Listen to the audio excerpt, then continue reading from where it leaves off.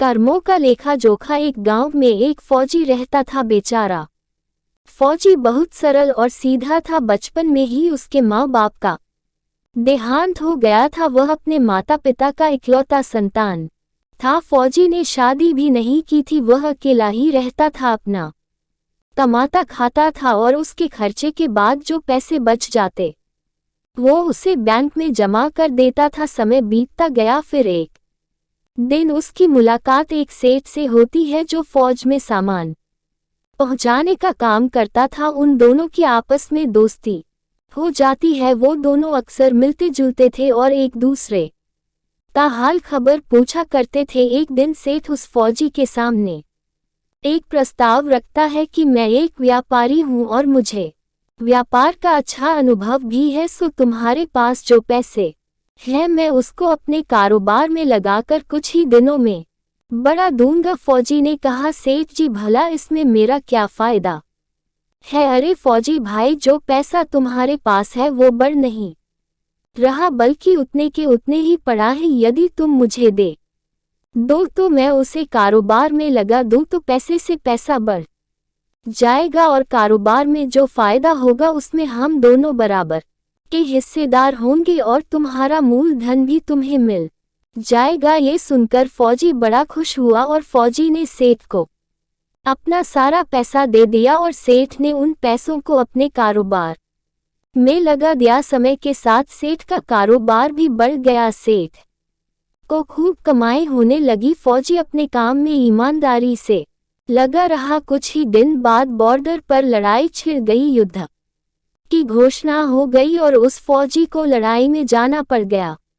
लड़ाई के मैदान में फौजी घोड़ी पर चढ़कर लड़ने गया। वह घोड़ी इतनी अड़ियल और बदतमीज थी कि फौजी जितनी जोर से लगाम खींचता वह घोड़ी उतनी ही तेज भागती थी। लगाम तेज खींचने से उस घोड़ी के गलफर तक फट गया मगर वो फिर भी फौजी के वश में नहीं आ रही थी। परिणाम ये हुआ कि घोड़ी दौड़कर दुश्मनों के घेरे में जाकर खड़ी हो गई। दुर्भाग्य से फौजी दुश्मनों से बुरी तरह घिर गया और लड़ते लड़ते वीरगति को प्राप्त हो गया और अंत में वह घोड़ी भी मारी जाती है। जब सेठ को ये समाचार मिला कि युद्ध में फौजी की मौत हो गई तो वो अंदर ही अंदर बहुत खुश हो गया। सेठ का खुश होना उसके नियत की गवाही दे रही थी। सेठ को मालूम था कि उस फौजी का कोई वारिस तो है नहीं, तो अब ये पैसा किसी को देना भी नहीं पड़ेगा। सेठ मन ही मन ये सोचकर बहुत खुश हुआ कि अब मेरे पास पैसा भी हो गया और मेरा कारोबार भी चमक गया। अब पैसा लेने वाला भी कोई नहीं रहा। समय का चक्र घूमते देर नहीं लगता। कुछ ही दिनों के बाद सेठ के घर में खुशियां आई। उनके घर लड़का पैदा हुआ। अब सेठ के खुशी का ठिकाना नहीं रहा। भगवान की बड़ी दया है उन पर। सेठ की तो मानो लॉटरी लग गई हो। उसके पास पैसा भी हो गया, उसका कारोबार भी अच्छे से चल पड़ा और भगवान की कृपा से लड़का भी हो गया और अब कोई लेने वाला भी नहीं रहा।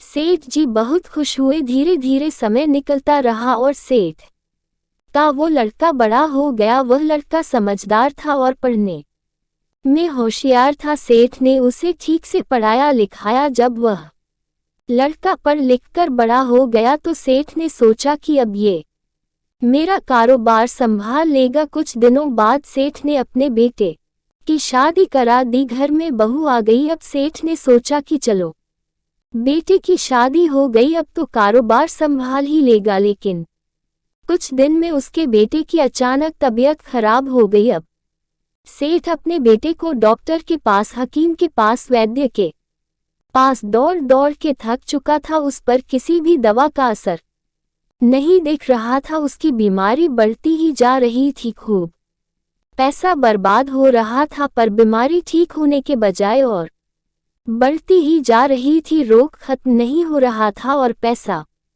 भी खूब लग रहा था। अंत में डॉक्टर ने भी हार मान ली और कह दिया कि मर्ज लाइलाज हो गया है, इसको कोई असाध्य रोग हो गया है और तुम्हारा ये बेटा 2 दिन में मृत्यु को प्राप्त हो जाएगा। डॉक्टरों एवं वैद्यों के जवाब देने पर सेठ निराश होकर बेटे को लेकर रोते बिलखते हुए आ रहा था कि रास्ते में एक आदमी मिला। उसने कहा, सेठ जी क्या हुआ, बहुत दुखी लग रहे हो, क्या बात है? सेठ ने कहा, ये हमारा बेटा है, ये अभी जवान है, हमने सोचा था ये हमारे बुढ़ापे की लाठी बनकर मदद करेगा, पर अब ये बीमार हो गया है। बीमार होते ही हमने इसके इलाज के लिए खूब पैसा खर्च किया। डॉक्टर ने जितना मांगा उतना दिया, लेकिन आज डॉक्टरों ने जवाब दे दिया अब ये बचेगा नहीं। डॉक्टर ने बताया कि इसे असाध्य रोग हो गया है जो लाइलाज मर्ज है, अब इसे घर ले जाओ, ये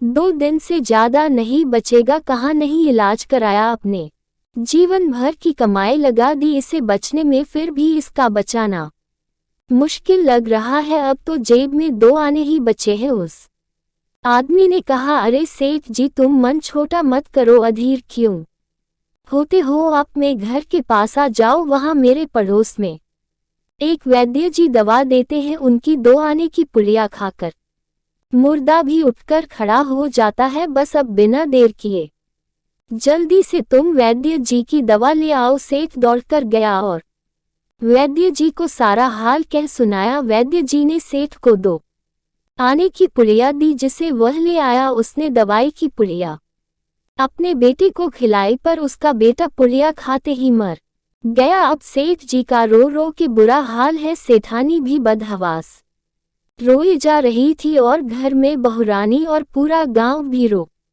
रहा था। पूरे गांव में ये खबर फैल गई कि सेठ जी का बेटा भरी जवानी में मर गया और बहुरानी का जीवन जवानी में ही बर्बाद हो गया, बेचारी टूट ही गई है। तभी गांव में अचानक एक महात्मा जी आ जाते हैं। महात्मा ने गांव वालों से पूछा, भाई क्या कोई बताएगा ये रोना धोना क्यों है? लोगों ने बताया कि महात्मा जी बेचारे, इस सेठ का एक ही जवान लड़का था, वो भी मर गया, इसलिए सब लोग रो रहे हैं, सब दुखी हो रहे हैं। महात्मा बोले, सेठ जी आप क्यों रो रहे हो? सेठ रोते हुए बोला, महाराज जी आप कैसी बात करते हो, जिसका जवान बेटा मर जाए वो रोएगा नहीं तो भला क्या करेगा? महात्मा ने कहा, तो आपको क्यों रोना आ रहा है? सेठ गुस्से में बोला, महाराज मेरा बेटा मरा तो किसको रोना आएगा? महात्मा बोले, उस दिन तो तुम बड़े खुश हो रहे थे। सेठ मैं किस दिन खुश हो रहा था, ये आप क्या कह रहे हैं? सेठ ने पूछा।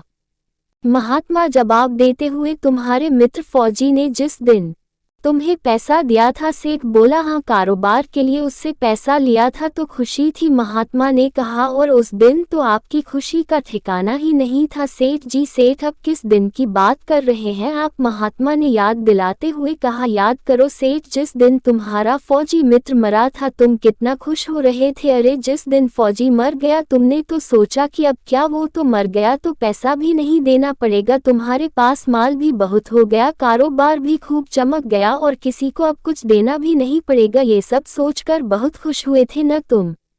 सेठ लज्जा से सर झुकाते हुए, हाँ महाराज ये सच है, मैं खुश तो हुआ था। महात्मा फिर दोहराते हुए, और उस दिन तो तुम्हारी खुशी का ठिकाना न था। सेठ पता नहीं कितनी मिठाइयाँ बांटी थी तुमने? सेठ ने कहा, किस दिन? अरे सेठ जी जिस दिन तुम्हारा लड़का पैदा हुआ था। तो महाराज इसमें गलत क्या है? लड़का पैदा होता है तो कौन खुश नहीं होता है? मैं भी खुश हो गया तो क्या बात हो गई? महात्मा ने कहा, उस दिन तो खुशी से आपके पैर जमीन पर नहीं पड़ते थे। सेठ ने कहा, महाराज किस दिन? महात्मा, अरे जिस दिन तुम अपना बेटा ब्याहने जा रहे थे। सेठ, महाराज भला बेटा ब्याहने जाता है कौन खुश नहीं होता? हर आदमी खुश होता है, तो मैं भी खुश था। महात्मा जब इतनी बार खुश हो गए सेठ, तो जरा सी बात के लिए रो क्यों रहे हो? महाराज ये आपको जरा सी बात लगता है? मेरा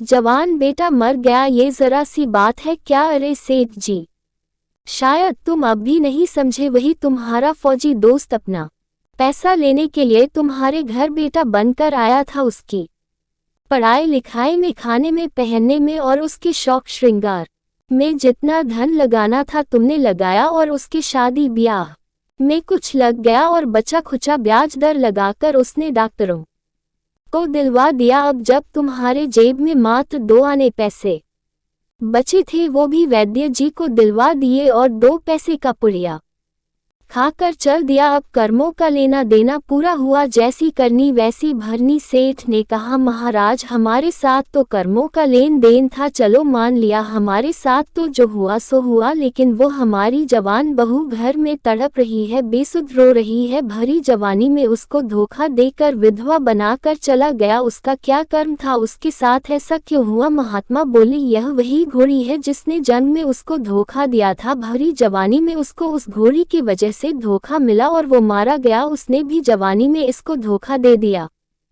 उम्मीद करती हूँ कि आपको ये कर्मों का लेखा जोखा कहानी जरूर पसंद आई होगी। आपको कैसी लगी ये कहानी हमें कमेंट्स बॉक्स में कमेंट करके जरूर बताएं और लाइक शेयर सब्सक्राइब करना न भूलें।